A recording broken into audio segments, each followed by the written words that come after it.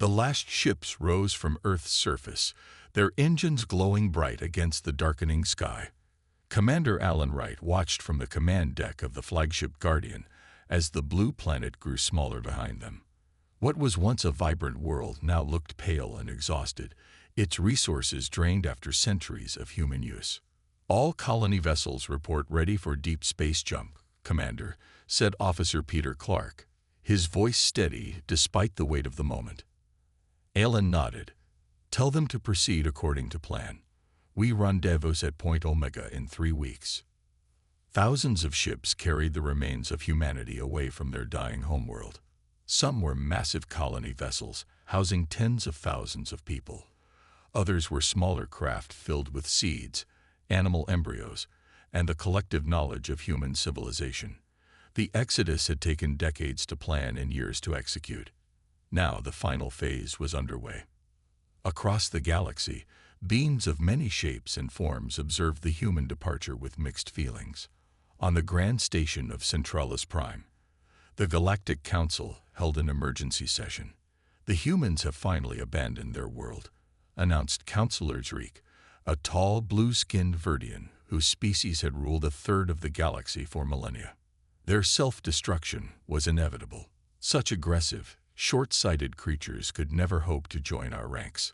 Around the circular chamber, representatives of 26 advanced species nodded in agreement.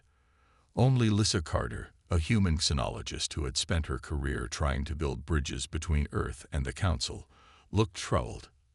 "We offered them no help," she said, her voice echoing in the vast chamber. "When they asked to join the Council 300 years ago, you refused them." "They were not ready," replied High Councillor Thrax, the ancient Gelvid whose species had first formed the Council. "Their wars, their pollution, their endless fighting among themselves, all signs of an immature species." Lisa stepped forward. "You should track where they go. The humans you dismissed today might surprise you tomorrow." Laughter rippled through the chamber. Councillor Zreek waved a dismissive hand. "Where will they go? Their technology barely allows them to reach nearby stars. They have no understanding of dimensional physics, no grasp of mind-linking communication, not even basic matter conversion. They are primitive bipeds fleeing their self-made catastrophe." Back on the Guardian, Alan stood alone in his quarters, looking at the last image of Earth transmitted from their sensors. The planet that had given birth to humanity was now just another point of light among billions. His communication panel lit up. "Commander, we have a message from Director Grace Miller at Colony Ship Horizon." "Put her through," Alan said. Grace's face appeared on the screen, tired but determined. "All 1,000 colony ships report successful departure. Operation Seedling is complete. Earth is now behind us." Alan took a deep breath. "Any sign the Council is tracking us?" "None," Grace replied. "They're watching, but not following. Just as we predicted. Their arrogance blinds them." "Good," Alan said. "Begin Phase 2 of the plan. Tell all ships to activate the new drives once they're beyond Pluto's orbit." Grace smiled. "They think we're running away to die slowly among the stars." "Let them think that," Alan said. "By the time they realize what we've actually done, it will be too late." The year was 2287. As the last human ship vanished into the darkness beyond the solar system, Earth stood empty for the first time in millions of years. The cities were quiet, the oceans recovering, the air clearing. Humanity had departed, leaving their home as a barren monument. In the council chambers, Lisa Carter made one final appeal. "Mark my words, esteemed counselors. You will regret dismissing humans so easily. We adapt. We overcome. We evolve faster than any species you've encountered. Your loyalty to your kind is admirable but misplaced," said Counselor Thrax. "In 1,000 years, humans will be nothing but a footnote in galactic history." Lisa smiled sadly. "You should have helped us when we asked. Now you'll have to face what we become on our own." No one in the Grand Council chamber understood the warning hidden in her words. No one realized that humanity's departure was not an end. but a beginning. 50 years passed since the humans left Earth. The great chamber of the Galactic Council on Centralis Prime buzzed with activity as representatives from across the galaxy gathered for their centennial meeting. The massive dome ceiling showed the stars beyond, a reminder of the Council's domain over thousands of worlds. High Counselor Thrax, now in the final years of his long life, called the session to order. His skin had faded from vibrant green to pale mint, a sign of his advanced age. Today we discuss the mapping of Sector 12 and the admission of the Loraxians to observer status, he announced. But first, Counselor Krev wishes to address the human question. Murmurs filled the chamber. Most species had already forgotten about the humans, their brief appearance in galactic affairs barely worth noting. Counselor Krev of the Altheran species stepped forward. Unlike most council members, the Altherans had always shown interest in younger species.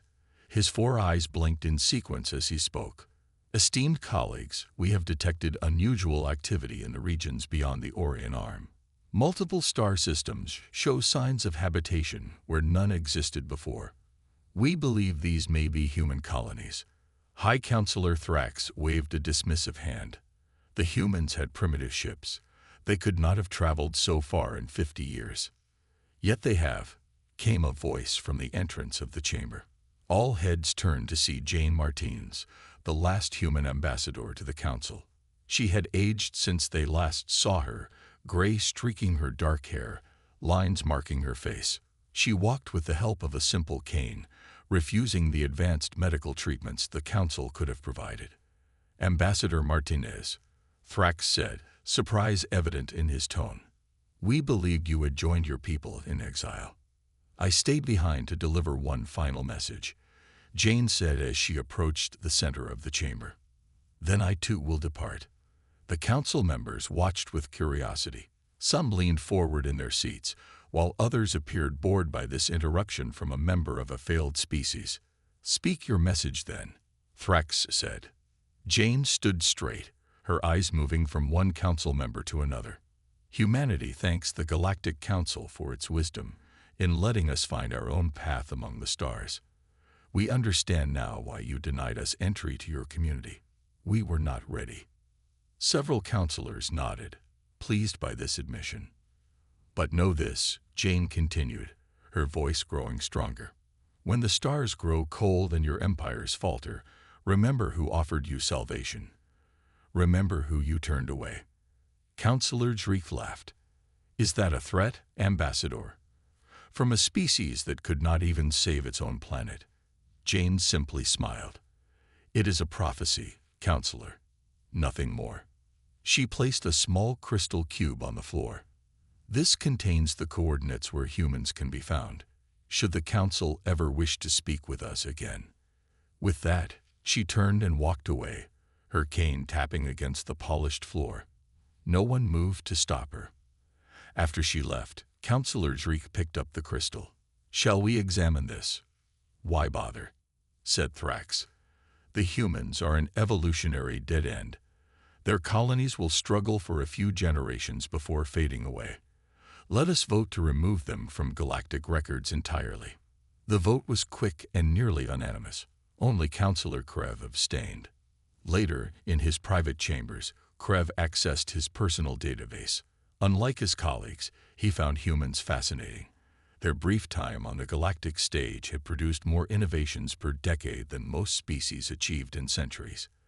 Their art was chaotic but vibrant, their music strange but moving. Krev carefully copied Jane's crystal data before the council could destroy it. Something about her warning troubled him deeply. The humans had departed with dignity, asking for nothing, threatening no one. Yet their ambassador's final words felt less like the bitter statement of a defeated species and more like a promise. In the darkness of his chamber, Krev looked at the star map showing the coordinates from Jane's crystal. The location was impossibly far, beyond what human ships should have been able to reach. Either Jane was lying, or humans had developed technology the Council knew nothing about. Neither option was comforting. 120 years after the human exodus, strange reports began reaching the Galactic Council. New technologies appeared in distant trading outposts. Small frontier worlds suddenly developed gravity manipulation devices that the Council had only recently mastered. Ships with unusual designs were spotted near the edges of known space. Councillor Trin, who had replaced the now-deceased Thrax as head of scientific development, called an emergency meeting. "Something unusual is happening across the galaxy," she said, her 6 tentacles moving nervously as she spoke. Technological leaps are occurring without clear origins. She displayed a hologram showing the small device. This gravity manipulator was found on Outpost 7. Its design is unlike anything our engineers have created, yet it works better than our models. The Council members studied the device with concern. "Where did it come from?" asked Councillor Zreek, now one of the oldest members of the Council. "The trader who sold it claims it came from someone called the Visitor," Trin replied. "We tracked this person to several worlds, always using different names, but witnesses describe a similar appearance, a tall being with light brown skin and round ears." Zreek's eyes widened. "A human? Impossible," said another counselor. "No human could have traveled so far in such a short time." On the planet Keldor, at the far edge of Council space, a man who called himself Jack Perry sat in a crowded tavern. Though he appeared to be in his 40s, his actual age was much greater. His simple clothes concealed advanced technology, and his casual manner hid careful observation. A nervous alien with 4 arms approached his table. "Are you the one they call Visitor?" the alien whispered. Jack smiled. "I've been called many things. What do you need?" "My world's crops are failing. Our soil is poisoned from mining. The Council demands we keep producing metals, but we can't grow food." Jack nodded and slid a small metal box across the table. "Plant these seeds according to the instructions inside. They'll grow in your toxic soil. In 3 months, you'll have enough food for everyone." The alien's eyes widened. "This is impossible. Nothing grows in our soil." "Nothing you know of," Jack replied. "These are modified earth plants. They eat pollution and convert it to nutrients." "How much do you want for this?" the alien asked. "Nothing. Just tell others where you got it." Across the galaxy, in the Grand Council chamber, Councillor Zreek pounded his fist on the table. "We must investigate these reports immediately.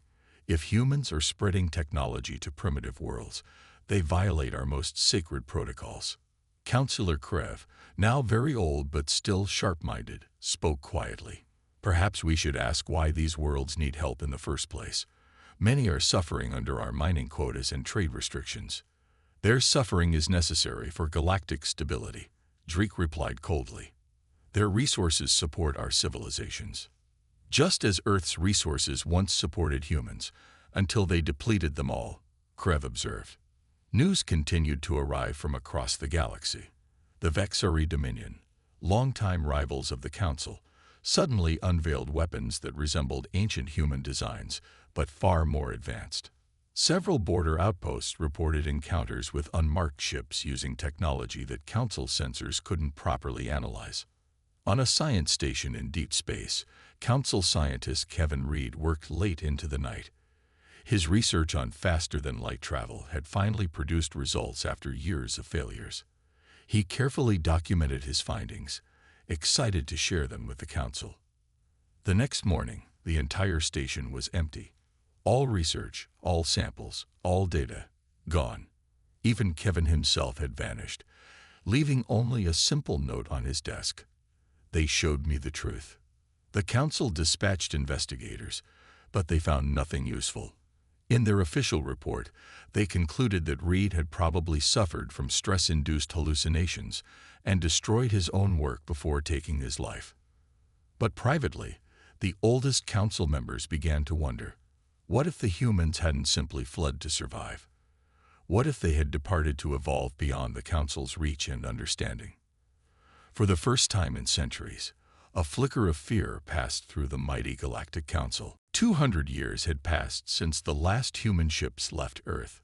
Throughout the galaxy, a name began to appear in whispered conversations: the Reich Collective. At first, the Galactic Council ignored these rumors. They were busy with their own concerns, border disputes, resource allocations, and the ever-present threat of the Vexari Dominion. But as the whispers grew louder, the Council could no longer pretend not to hear. "We need information," said Councillor Drake, now the oldest and most powerful member of the Council. His once vibrant blue skin had faded to a pale gray, but his mind remained sharp. "Send Agent Collins to investigate these rumors." Betty Collins was the Council's best field agent. Her species, the Nemeri, could change their skin color to blend with any background. This made them perfect spies. Betty had never failed a mission, and she did not intend to start now. She began her search in the trading hub of Nexus Station, a massive space platform where thousands of species met to exchange goods. Disguised as a merchant, she listened to conversations in bars, markets, and gambling halls. "They say the right collective has ships that can cross the galaxy in days, not years," one trader told another. "My cousin joined them," said a three-eyed alien to his drinking companion. "He sent a message saying they have worlds more beautiful than anything in Council space." Betty recorded everything, growing more concerned with each passing day. The rumors pointed to a vast human network spanning thousands of systems beyond Council space. If true, it meant humans had not only survived, but thrived beyond all expectations. In the library section of Nexus Station, Betty discovered something even more troubling. Young scientists from Council worlds were secretly passing along old records of human innovation. Their thinking was different. A young Verdian scientist explained to his colleagues as Betty pretended to read nearby. "They didn't have our advanced technology, but they made leaps of logic we would never consider. Is it true they went from primitive flight to space travel in just 60 years?" asked another. "Yes, and from basic computers to artificial intelligence in less time than that." Betty wondered why these young scientists were so fascinated by an extinct species. Then she realized the Council had tried to erase humans from history, but that only made them more interesting. She followed one of the scientists to his quarters, and when he left, broke in to search for evidence. In a hidden compartment, she found something impossible: a map showing systems far beyond Council space, with human settlements marked clearly. The most recent date on the map was only 2 months old. Betty's hands trembled as she copied the data. According to this map, humans now controlled more territory than the entire Galactic Council. Meanwhile, across Council space, strange pilgrimages began. Members of various species, mostly young and educated, would suddenly sell their possessions, quit their jobs, and book passage to the edge of known space. None ever returned. The Council officially called it the disappearance phenomenon, and blamed it on cult activity. They ordered border patrols doubled and restricted travel to frontier worlds. But the departures continued. On Centralis Prime, the Council held an emergency session behind closed doors. "We must acknowledge the possibility that humans still exist," said Councillor Krev, now so old he had to be supported by a floating chair, "and that they have evolved beyond our understanding." "Nonsense," Shriek replied. "They were primitive beings who fled a dying world. If they exist at all, they survive as struggling colonies." "Then explain this," Krev said, displaying images of empty research stations, abandoned outposts, and the growing list of citizens who had vanished. "Something is calling people away from Council space." "Or someone," added another counselor. In public, the Council continued to deny the existence of humans. They called the rumors fantasies of the uneducated, and the disappearances unfortunate accidents. But privately, they began the largest search operation in Council history, desperate to find what had become of the species they had so casually dismissed. Betty Collins returned from her mission with her report. The Council read it in stunned silence. The final line said simply, "The humans did not leave to die. They left to become something greater." 300 years after the human exodus, the Galactic Council faced a new crisis. Their economy, stable for thousands of years, began to falter. Strange goods appeared in markets across the galaxy. Devices that worked better, lasted longer, and cost less than anything the Council could produce. "Where are these coming from?" demanded Councillor Drake during an emergency meeting. He was now kept alive by advanced medical technology, his body failing but his determination unchanged. "Our factories cannot compete. Our traders cannot match these prices." No one had a clear answer. The goods appeared first in small frontier markets, then spread to major trading hubs. They carried no maker's mark, no serial numbers, nothing to identify their origin. "We've traced some shipments back to the outer systems," reported the head of Council Security. "But the trail always goes cold at the boundary of our space."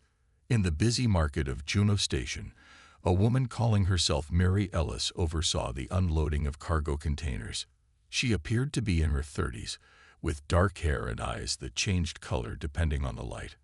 Her workers, a mix of species from across the galaxy, followed her orders without question. "Make sure the medical supplies reach Sector 9 by tomorrow," she instructed a tall, four-armed alien. "They're having an outbreak of Callidian fever there." "The Council has blockaded that sector," the alien responded. "They say it's to contain the disease." Mary smiled. "We have ways around blockades. Those people will get their medicine." For decades, Mary had operated under different names on different worlds, establishing trade networks that bypassed Council taxation and regulations. Her goods, secretly manufactured in human space, slowly replaced Council technology across thousands of systems. The Council spotted her occasionally. They even captured her twice, but each time she disappeared from her cell overnight, leaving confused guards and failing security systems behind. Meanwhile, Council survey ships made a disturbing discovery. Entire star systems in distant regions appeared to have moved from their charted positions.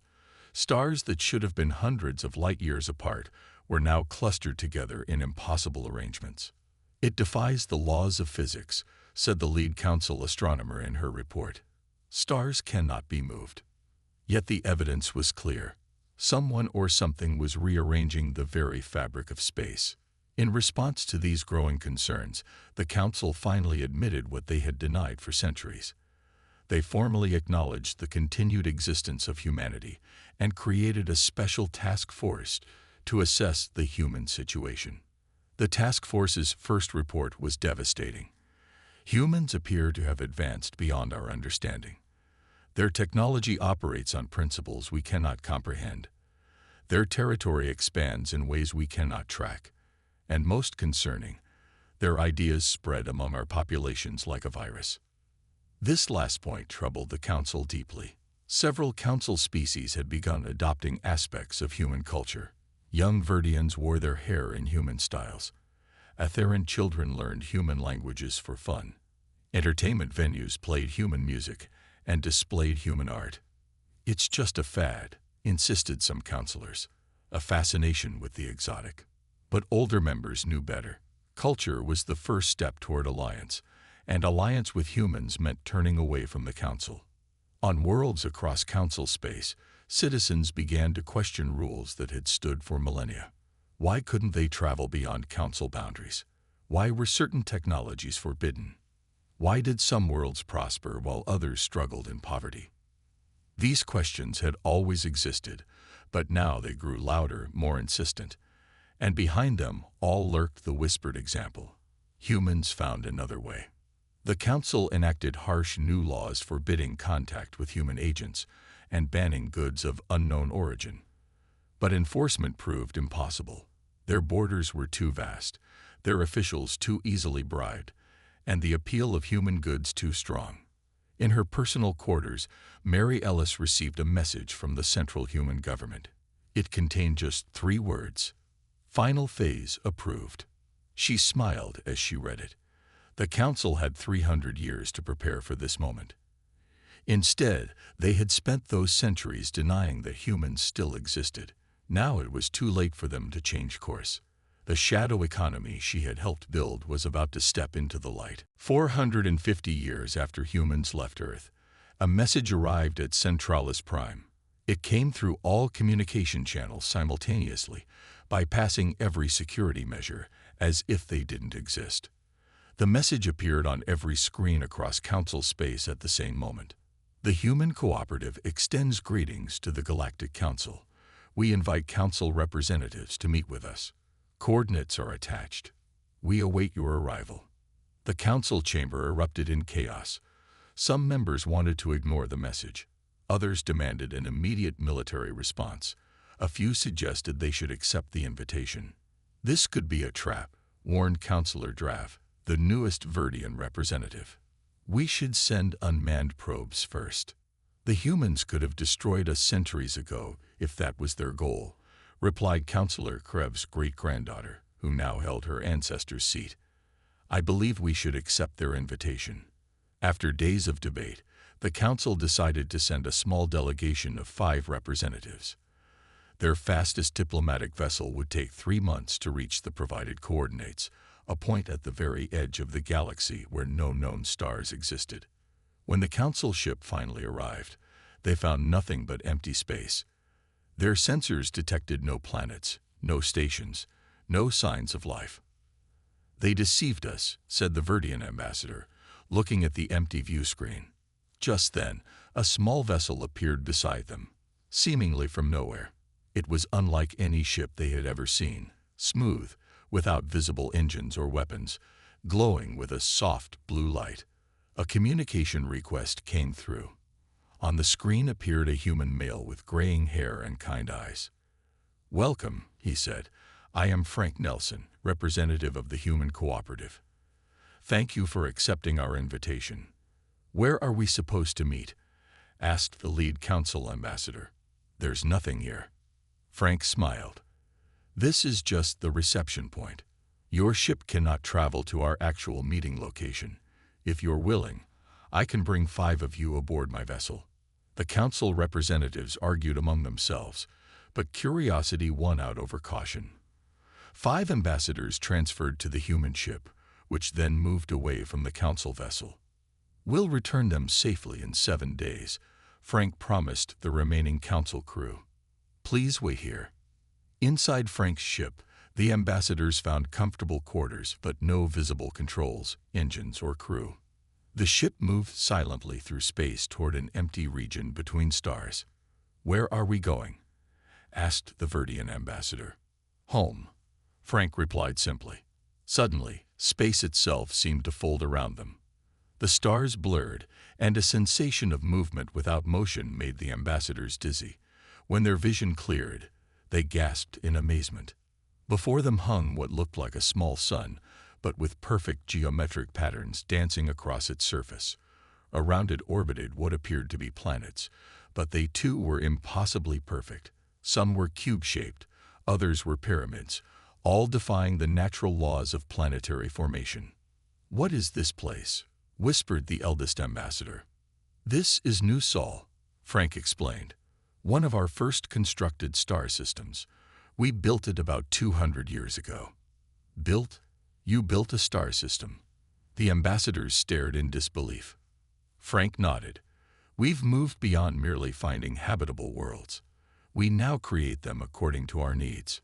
He showed them recordings of vast human cities spanning entire artificial solar systems, structures that dwarfed planets, energy collection systems that harvested the power of multiple stars simultaneously. But how?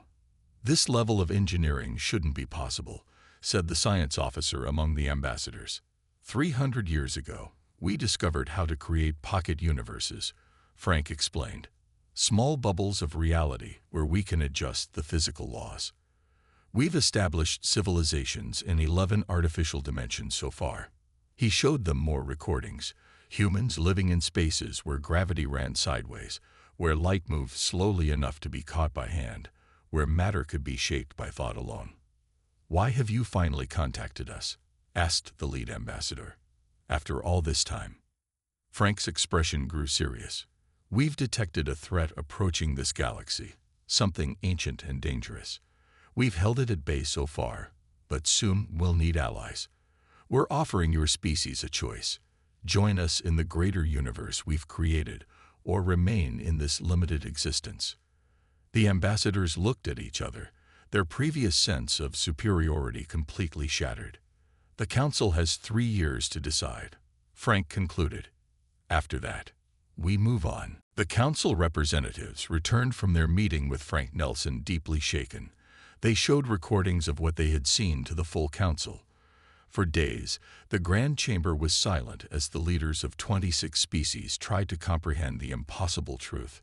Humans had not only survived, they had evolved into something beyond understanding. They offer us partnership, said the lead ambassador, a chance to join them in these new dimensions they've created, or to remain here, limited and alone, added another. Councillor Drake, now kept alive only by machines that surrounded his failing body, spoke with rage in his voice. This is a trick. Humans were always deceptive. They show us illusions and expect us to bow before them. But many younger council members weren't convinced. The evidence was overwhelming. Humans had achieved what the council had always believed impossible. They had broken free from the constraints of normal space and time. Word of the human offer spread quickly despite the council's attempts to keep it secret. Half the council species began private negotiations with human representatives. They sent their brightest scientists to learn from humans, their artists to see these new dimensions, their leaders to discuss terms of alliance. The council, once unified for thousands of years, began to fracture. During an emergency session called to address the crisis, a surprising figure entered the chamber.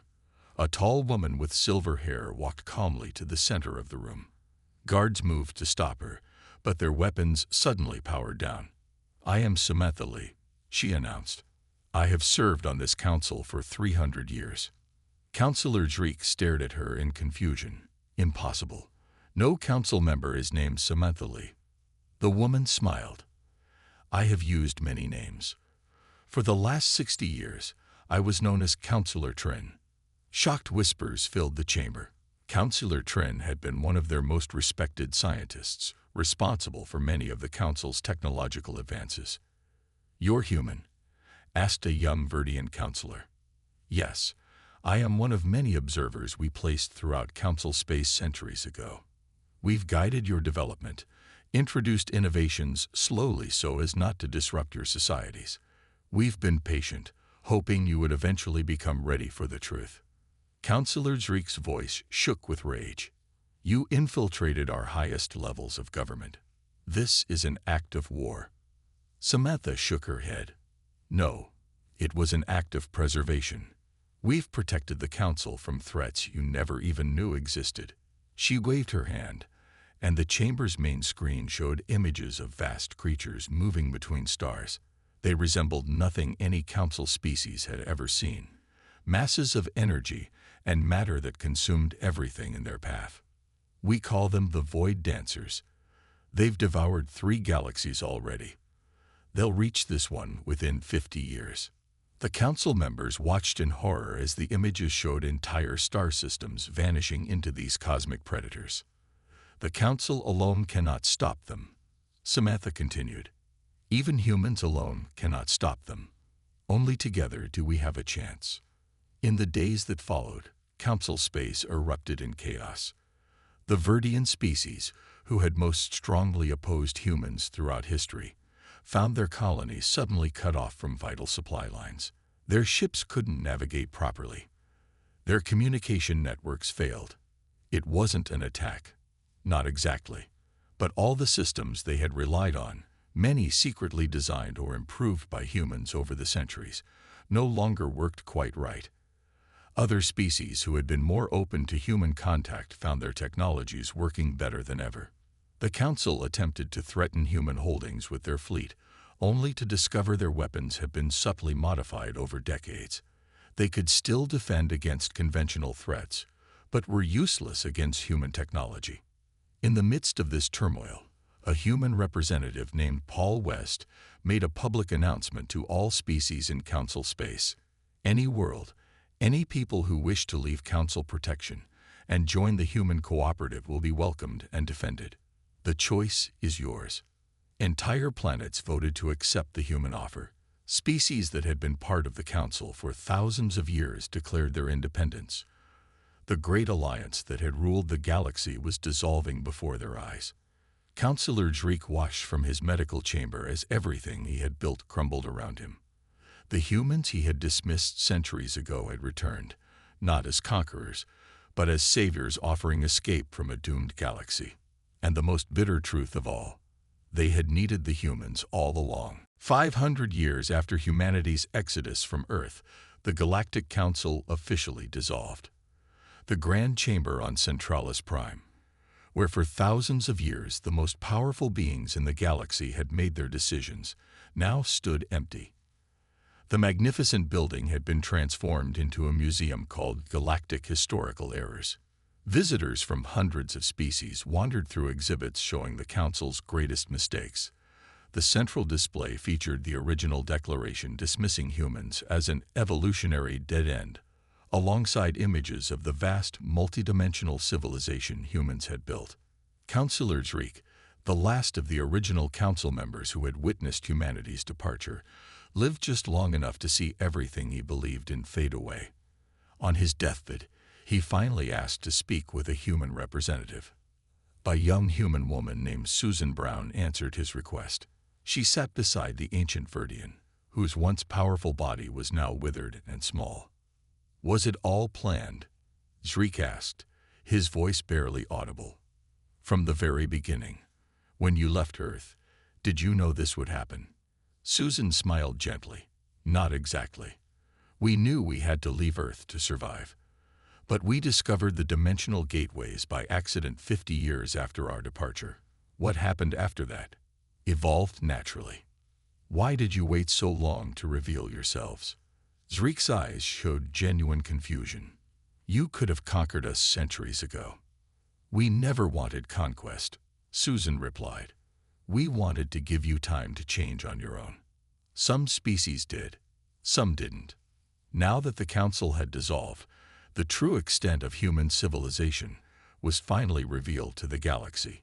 Human territory extended not just beyond the observable universe, but into multiple dimensions that existed alongside normal space. Reports came from those who had joined the human cooperative. They described worlds where thought could reshape matter, where energy was unlimited, where lifespans stretched for thousands of years. They spoke of vast libraries containing the knowledge of extinct civilizations from other galaxies, preserved by human archivists. Those council species who had rejected human offers found themselves increasingly isolated. Their territories seemed to grow more empty as neighboring systems joined the cooperative. Trade dwindled. Technological progress stalled. They clung to their independence even as the galaxy around them transformed. The Verdians, once the most vocal opponents of humanity, suffered the most. Their rigid society could not adapt to the new reality. Their colonies slowly declined as their best minds left to join the cooperative. Within a few generations, they controlled only their home system, a tiny fraction of their former empire. On what had once been the council president's private office, a human named Eric Russell worked on plans to move the Andromeda galaxy. The Void Dancers would reach it first, and millions of species lived there, unaware of the coming threat. "Can we save them all?" asked his assistant. "We'll try," Eric replied. "The evacuation ships are almost ready. The new pocket universe can hold an entire galaxy's population if needed." In the final records of the old council archives, historians found a message sent by humanity's leaders at the time of their departure. "We departed not in defeat, but to prepare a greater home for all who would join us." Most species eventually did join them. Some out of fear of the Void Dancers, others out of desire for the wonders humans offered. A few simply because they recognized that history had turned a page, and they wanted to be part of what came next.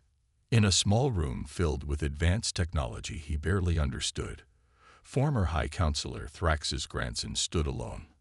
He was the last of his bloodline, the final descendant of the council leader who had so confidently dismissed humans centuries ago. He held in his hands the crystal cube Jane Martinez had left behind, the one containing coordinates that the council had ignored. Now, as his world emptied around him, He finally accessed its contents. It contained not just coordinates, but a message. When you are ready to join us, we will still be waiting. After 5 centuries of denial, anger, and regret, he made the decision his grandfather never could. He sent a simple reply: I am ready. A soft light filled the room, and a doorway opened where no door had been before. Through it, he could see impossible landscapes, glittering cities in the sky, and a human hand extended in welcome. The humans had departed Earth not as refugees, but as pioneers. And now, even those who had once named them enemies followed where they led.